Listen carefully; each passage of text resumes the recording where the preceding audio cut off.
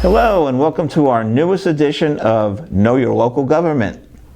Today we're honored to have the Mayor of Manchester on our show, Mayor Joseph Hankins. Welcome. Thanks for having me. This is great. I'm glad because we gave you a little time to settle in and now we're attacking. No. Okay, so when were you elected into office? So I was elected originally as a councilman, but when Mayor Arace went to be a commissioner in January, I became mayor. So January, I would say right around the 5th or 6th, I think it was. Okay, so a little bit more than 6 months. Yeah, roughly 8 months. That's good. And how's it feel? How's it fitting? It's good. There's a lot of challenges that go on, but I think it's good to have the opportunity to try and get some things done and absolutely, have the town move forward. So always. that's the big thing. So how long have you lived in Manchester? My family moved here in 1969, so I was 9 years old. I think, about 57 years ago, I guess. Wow. When we moved in, the street my house was built on was behind the Manchester Firehouse, but it was 2 dirt ruts with grass in the middle. And they cleared the lot, and we built my father and mother built the house there, and it goes way back. The mailman wouldn't come down the street. The mailbox was out on Commonwealth Boulevard, so we had to walk out to Commonwealth to get our mail. There was 3 mailboxes out there at the time. And is that house still there? Yeah, it's still there. Yep. Family owned or no? No, my parents moved out of there, but somebody else is in there. Somebody that I went to school with, actually. Oh, okay. So, very good. Yeah. So could you tell us a little bit about your educational background, like where did you go to college, what degrees do you have, etc.? So I attended Ocean County College. I started late. It wasn't right after high school, but after a while, after I got hired on the police department, they required it, so it was one of the things that I went back and went to OCC, obtained my associates there, and the great thing about OCC is you're dealing with people that are, the instructors have worked in the field. They're not necessarily just book smart in the subject matter. They've, the forensic science. They have the practical experience. Yeah, the forensic instructor was actually the guy that ran the New Jersey State Police Lab, and he did this on the weekends and after hours to teach, and I felt it was a very good education. And then a bachelor's and master's degree in public administration that came from Fairleigh Dickinson University. Oh, so you traveled all the way up there? No, they actually ran satellite classes around different police departments. Oh, okay. So that's what we did. We attended classes in different venues. Sometimes we'd be down in Vineland or Cherry Hill, or depending on where the class was. So that's good. So they try to centralize it depending on who was taking the class. They knew it was typically adults that were later in life learning, and so they had the classes closer, I guess, to the students. Maybe that's good. A satellite program. It was good. That's nice. So I understand that you served Manchester as a public servant for many years. Yeah, I was. How many years has it been? Well, if you count my junior membership in the fire department, it's over 50. Wow. I started at 16 years old with the Manchester Volunteer Fire Department as a junior member, and then I became a full-fledged member, at 18, and I've really been going since then in the fire department. I worked through all the ranks that the fire department had available. I was also on the administrative side, the treasurer for a while and the vice president. But the most rewarding was obviously being a firefighter, going in and fighting the fires. I guess the adrenaline is what keeps that going and keeps you Yeah. excited about it. And we have, I would say, I had a good time stopping fire from knowing what it could have done. Right. A lot of times, you go in there and you know what could happen if you weren't there, and typically the firefighters enjoy it. And it's really that. dangerous to go in there too. You don't know if something's going to explode or. Yeah. Typically, you don't know, especially garage fires. Cans of propane, and if the car is in there, or different things in house fires too. Hairspray, all by itself is certainly a can of hairspray is pretty dangerous. If it's Or the a bad nail fire. remover stuff. Yeah. So it's always it was always challenging, but it was good. We had a good time. The firefighters that I always served with, and I enjoyed it. So what do they give a 16-year-old to do when you're joining a volunteer fire department? So when you come back and the fire hose is covered with soot, you get to wash it off. You get to help hang it up so it dries, and then when you have new hose to pack on, you help pack the hose. And at the time there was always a can of wax laying around to wax the truck. So you kept the truck shiny and the chrome polished, and there was always something to do. That's great. Yeah. Must have been exciting. It was. For a 16-year-old, yeah. Yeah. I said earlier that at one point, you couldn't ride on the truck, but you could get on your bicycle and follow the truck, and if you could keep up, then you were in good shape. And We'll tie a rope to the bumper. So now as mayor, what are your main objectives this year? Some of the challenges we faced this year was the water system. Needed some improvements. We have some, some extra filtration that's needed due to some contamination maybe right. coming off the base, and so it's important that we take care of that. We have temporary filters now, but we need to make sure that we're set for the future. And temporary filters aren't the answer. They're just something to get us through until we get a full filtration system going. And are they helping our township with costs since they were kind of responsible? The federal government has made it sound like they're gonna. We haven't seen anything yet, but they do. They seem very receptive, and Okay, certainly good. Chris Smith's office, the congressman, has been helpful in this area. So Good to hear. we hope that we can get things, a little financial support, because it's not something we caused. So. And we're not budgeted for it. And certainly it wasn't budgeted for, and I can tell you that it's, I don't want to say it's a necessity, but it was something that was done. I can tell you, as a firefighter, we would be on the base, help with the AFFF foam, Right. fighting mock airplane fires, and as an 18 or 19-year-old, I was up to my waist in high expansion foam, and foam that was used to put these mock plane fires out. So it's not. It was something you have to train on, and you have to do it. And at the time, it wasn't necessarily the evil it is today. So, Right. So unintentional, but that's yeah, okay. But we still have to address the Right. end cause. And anything else as far as what you want to work on? Probably one of the things that just came up last meeting, is they call it a micro park. I'd like to get a micro park in Pine Lake Park, closer to the firehouse. It's almost 2 miles away from the 6th Avenue rec area, and we've seen a lot of construction in that development since I was a kid. I used to have to ride that distance to get to the park, but I don't know that it's necessary to have children crossing Commonwealth. This park is on the other side of Commonwealth Boulevard, so hopefully we don't have children crossing Commonwealth to get to a park. So that's something we'll look at. I'm going to approach the council with it, and hopefully they'll support it. And what about now the population is growing in Manchester?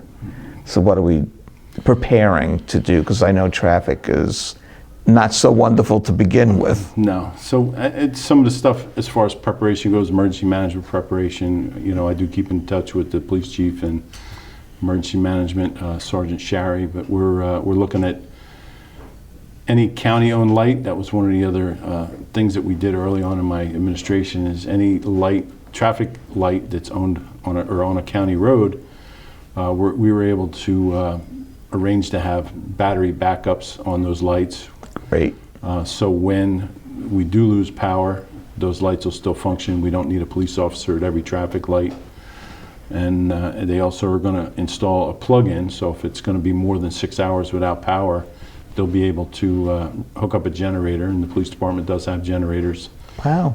So that was something that we planned for early on. But you know, the other thing is services. You know, with the increased population, you get more police calls for service. You get more first aid calls. So you know, and occasionally also the fire calls. I mean, that doesn't stop. Ambulance Ambulance calls. is the big, yeah. Ambulance It's the is a big biggie, thing right? in Manchester. Yeah, yep. Yeah, the numbers are staggering. I don't have them prepared, but those We numbers, could imagine. those numbers are through the roof. Yeah. Cool. So, what expertise do you bring to the table? So I know there's a lot. Yeah, well, I would say certainly my emergency services side. You know, the police, fire, being an EMT. You know, I have that background, and I'm not a professional politician, but you know, if there's a job to be done, you know, we want to do it and do it right. So I think, you know, that my desire to do a good job is what's good for the community. And you know, I can't say anything other than that. I'm not a professional politician, so But that's refreshing. I was a police officer, a firefighter, and you know, you see something that you can fix, then you try and fix it, and if you can't fix it, you find out who can. Who can't, exactly. You know, so that's where we're at, and that's what we'll keep plugging along, and we'll see where we end up. That's important. It is, I think. So you held a lot of positions in your tenure. Could you tell me about those positions and what you did in the roles? So, well, as you know, fire chief, that if we want to start with the fire department,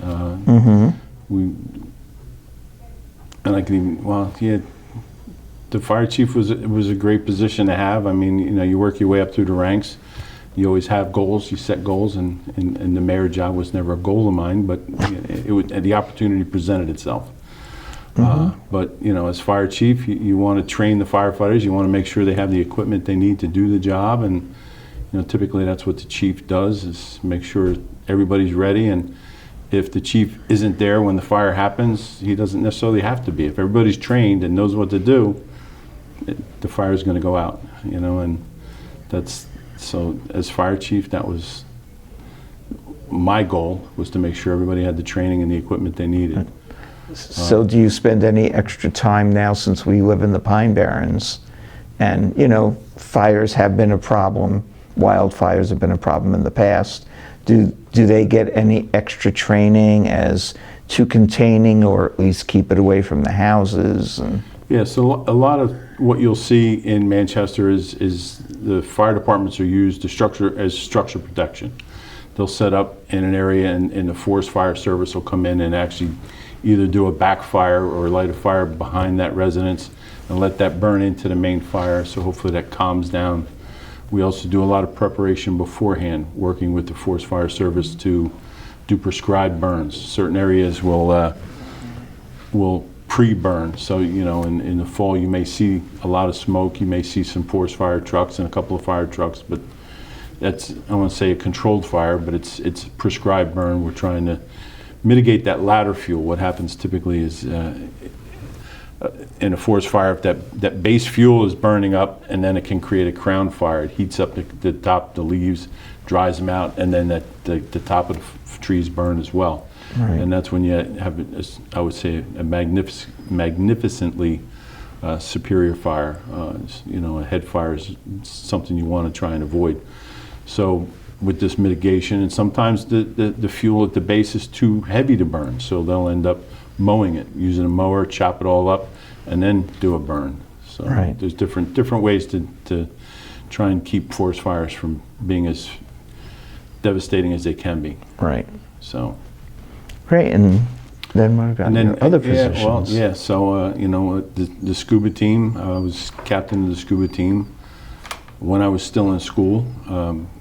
We had one of my classmates, Gary Dilly, passed away. He drowned in Pine Lake, and the Toms River Fire Department came in and did the work to recover the Gary. And you know, the fire department at that time was like, well, we should be providing this service for our residents. So the fire department sent me to scuba school, and eventually I became the captain of the unit. And there again, you know, just trying to keep everybody trained and the equipment. Sometimes you have dry suits, sometimes you use wetsuits, and it's come in handy a number of times. You know, unfortunately, I recovered a young man that was from Summit Park that was out in Heritage Minerals, and he drowned out there, so we had to recover him. And one of the other gentlemen that I used to dive with quite a bit, he recovered a young lady from Summit Park that did the same thing, was out there, and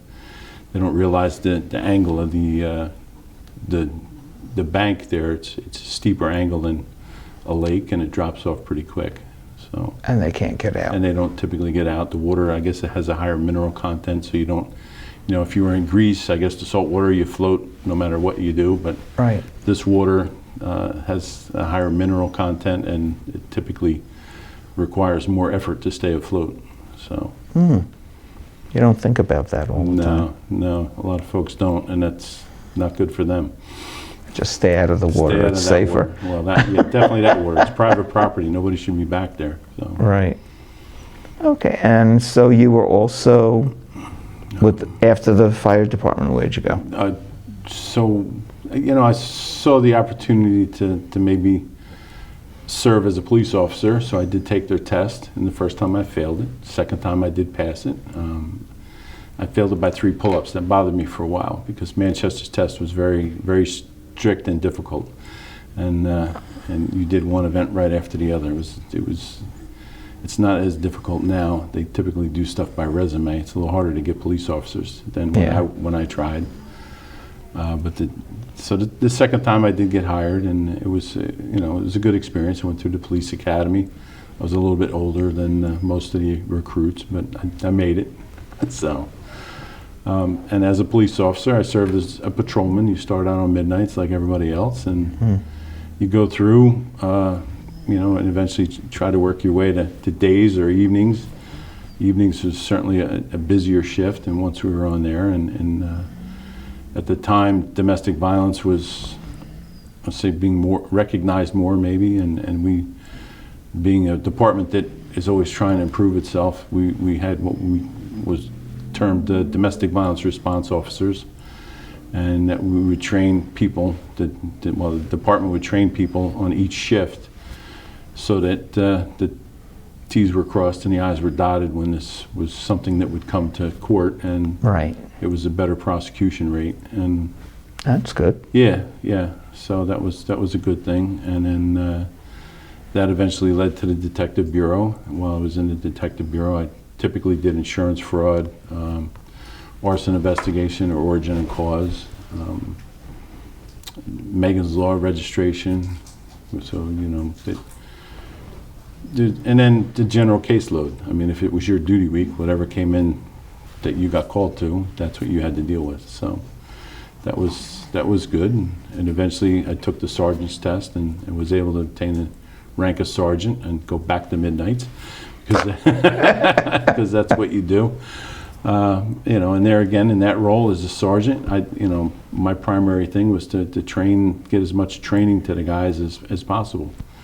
And, you know, because like you said, you know, Manchester's a big town, 80 to 82 square miles, and they may have to deal with something before the supervisor can get from one end of the town to the other. So the guys were always well trained. I should say guys and gals, because we have females too. But the training is the big thing, and we do well with that. I'm confident. Good. So that's good to hear. Yeah. No. An officer that responds is going to be well versed in many topics. Trust me. Did the K-9 unit roll into you as well, or I did not get involved with K-9, but they did bring K-9 on, and I'll tell you that that is an asset. You talk to the police officers on the boardwalk or seaside, they'll tell you one canine's worth 10 police officers. They just start walking down the boardwalk and barking, and everybody wants to scatter. Where you would take 10 police officers to get that same crowd to move. So I know I had a German Shepherd. yeah, I always cleared the streets when I walked. yeah.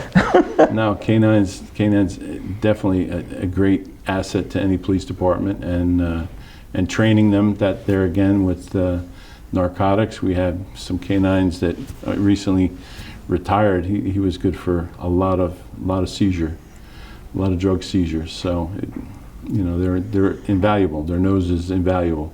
It's amazing how they get trained. Just amazing. And one of the things that came up, and it was a reason for some of the retirement, is most folks don't think about it, is once they legalize marijuana, you can't untrain a dog to find marijuana. So the officer doesn't know what drug the dog is indicating on. He just knows he's indicating on something that he's been trained is bad. Right, and now it's legal. And so now it's legal. So a lot of those dogs had to retire because they were basically useless for anything other than crowd control.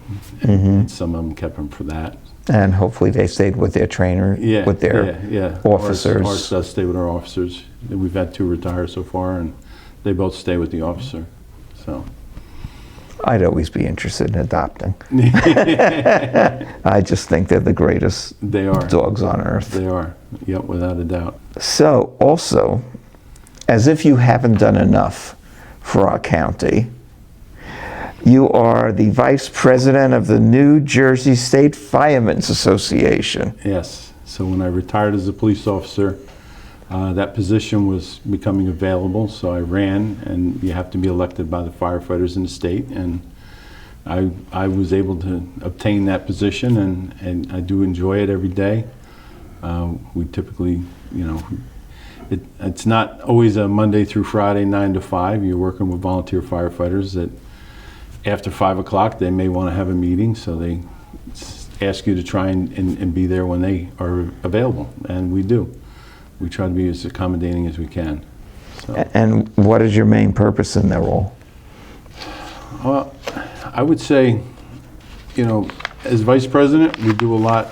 The vice president's responsible for the office, the building, maintenance, the employees inside, kind of like HR, and all rolled up into making sure they have the equipment they need to do the job, but also to go out to the field and just make sure they're enforcing the compendium, the rules of the organization. So we provide monetary relief to firefighters, whether it be through a relief program we have where there's 3 levels of relief that we start out with the local level. So a local relief association, Manchester has one, they can provide a certain amount of relief, and then the applicant can apply to the state office and get more should they need it, and then it goes back to the local for even more if they need it again. Wow. One of the programs I'm most proud about, I started when I was an Ocean County Executive Committeeman, is we provide up to $6,000 a month for in-home care for a firefighter that would need it, or $12,000 a month for nursing home care should a firefighter need it. So that's good. That's real good, yeah. If there's a firefighter that listens to this and is in need of in-home care, then they should reach out to the local relief secretary. As long as they join the association, we have almost 56,000 members in our association. So it's it's a very rewarding job. You're helping people all the time. That's great. It is. It really is impressive. Enjoy that. Is there anything else that you want people to know about you, your job, what's coming up? I'm also a grandparent of 5 children that are attending the Manchester school system. So that's great. I would like to support the school system, and we try to work with them as much as we can. And they reciprocate. They help us when we can. There's different things that go on, and the residents in the community should know that you know, it goes back and forth. We had a zoning meeting that was highly attended recently, and Yeah, I heard. so we needed to have a bigger venue, and without a doubt, you know, they reached, you know, we reached out to them and they were available to us. And the same went for the Jones Road fire. You know, the fire down at Lacey, Lacey's Office of Emergency Management. They were overwhelmed, and their facility for evacuees peaked out, and they asked us if we could open up the school, and the school was more than accommodating. So, you know, that's part of working with everybody and making sure everything gets done. So that's great. One thing I didn't ask, the previous mayor said that, oh, we're only going to let the town grow but so much. We want to keep it, you know, small. What are your feelings about that, and what's going on with that? I would like to keep it small also, but you run into the problem that if you're a property owner and you have a large piece of property and you're a developer, as long as they meet the rules that are set up, you can't stop somebody from building on their own property. And we're seeing some of that. The most recent, well, you have Presidential Gardens. It's by Colonial and 37. Their permit process was almost 10 years long. The CAFR permit process. So, you know, to say, oh, this mayor or that mayor didn't do their job, they were approved by us 10 years before they actually. Oh, I don't think anyone's saying that. You know, but you know, and the same. I would say it's similar. It's similar. You know, the Commonwealth Boulevard project, and you know that's going on, and that property was available, and the builders staying within the rules of the township, so there's really not much we can do. And is the township trying to do anything about bringing more supermarkets or whatever I would love to into do that, town? and that's definitely stuff. I've reached out to CVS. We recently had Rite Aid close, 571 and 70, and I reached out to CVS, sent them emails, and called. You know, I think that would be an excellent location for an additional CVS. We certainly have the clientele that would benefit from that, and also Jackson they pull people in from Jackson and North Dover.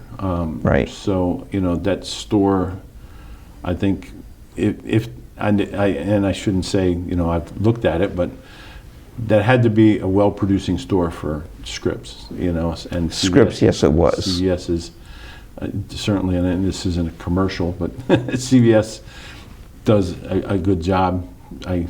Keeping their script department going too, and it's my understanding that the Bannier store on 37, that store is the third. At one time was the third busiest store in the country. So why wouldn't they open up another store? Exactly. And give, it'll only benefit give some them. relief, right? So you know, you can only reach out to these companies and try and get them to come here. The same thing with Aldi's, Lidl. I would love to see an Aldi's or a Lidl in town, and even if it was on the west end of town, I think the folks on the east end of town would drive to it, because you're either going to go to Tom's River or over by, it's still Tom's River, but over by the Lakewood line, or you can spend the same 11 miles and go west and, you know, hit a store that's maybe not as busy. So true, that's important too to a lot of people. Yeah. So you certainly have an impressive resume. You have done so much for our town. It's really great. It really is, and I thank you. You definitely, in your positions, you've moved our town forward. I would like to think so, and I want to continue to do that. We would like that too. Well, thank you. I appreciate it. Well, thank you so much for being a part of our show today. We really appreciate you taking the time and giving other people that live in our town the opportunity to meet you or know a little bit more about you. Thank you, and always know you can call the mayor's office, you know, with any issue that's coming up, and if we can't handle it, we'll get somebody that can handle it. We don't give up. We're not here to give up. Good, that's good to hear. So. Okay, so this is Michael Blank, KLVW-TV. Until next time.